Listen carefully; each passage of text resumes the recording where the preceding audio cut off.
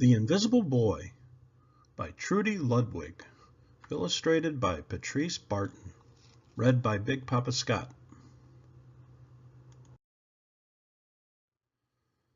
Can you see Brian, the invisible boy? Even Mrs. Carlotti has trouble noticing him in her classroom. She's too busy dealing with Nathan and Sophie. Nathan has problems with what Mrs. Carlotti calls volume control. He uses his outside voice inside too much. Sophie whines and complains when she doesn't get her way. Nathan and Sophie take up a lot of space. Brian doesn't.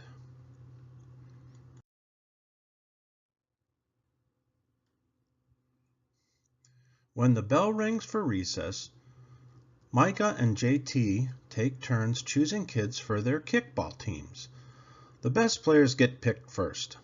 Then the best friends of the best players. Then the friends of the best friends.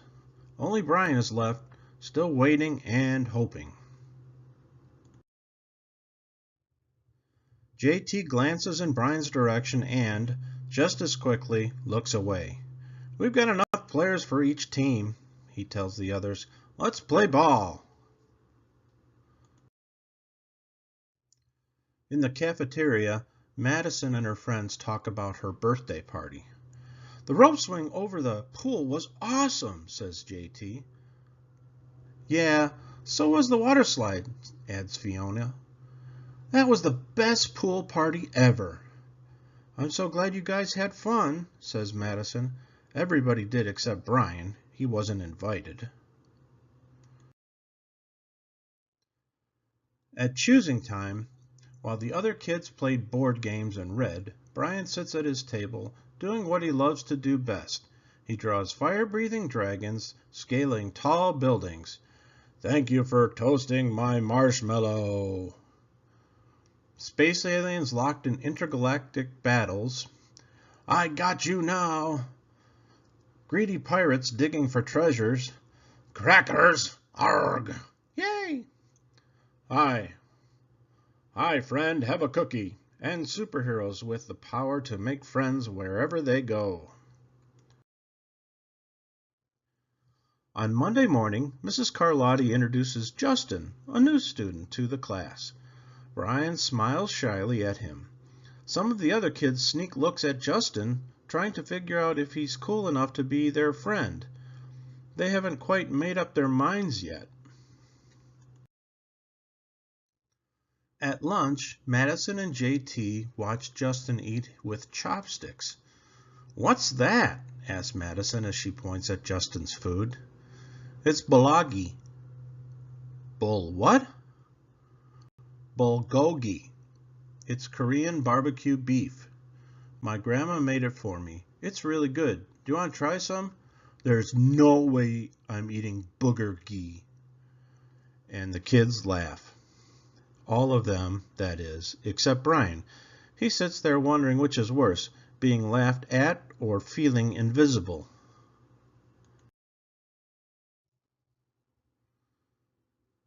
The next day, when Justin goes into his cubby to put away his backpack, he notices a piece of paper with his name on it. Justin, I thought the bulgogi looked good. Brian, yum. At morning recess, Brian finds a piece of chalk on the ground and starts drawing away. You're Brian, right? Yeah. Thanks for the note. Hey, Justin, Emilio calls out from the tetherball court. You're up next. Sorry, I gotta go, says Justin. By the way, that's a really cool drawing, he adds before taking off.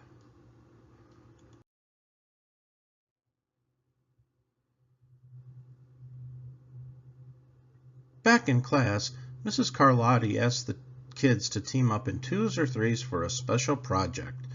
The kids scurry around the room to pair off. Brian heads towards Justin. I'm already with Justin, says Emilio. Find someone else. Brian looks at the floor, wishing he could draw a hole right there to swallow him up.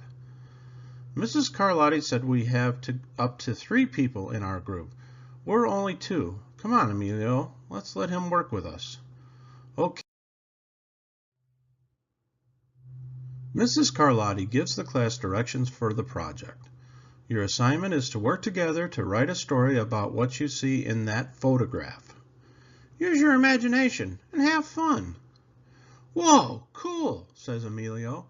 What kind of people do you think would live in houses like that? I don't know, but I bet Brian could draw them to go with our story, says Justin. Brian smiles as he takes out his lucky pen.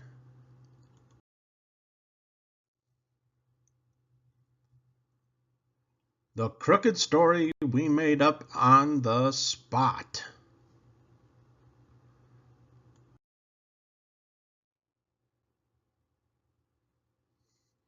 It's lunchtime again, Brian's least favorite part of the day. Another 20 long minutes of kids talking and laughing with everyone else but him. Brian! He hears someone shout. Hey, Brian, over here! Brian turns and sees Justin waving him over. Emilio nods at Brian as he makes room for him at the table. Cookie? Maybe, just maybe, Brian's not so invisible after all. Thanks.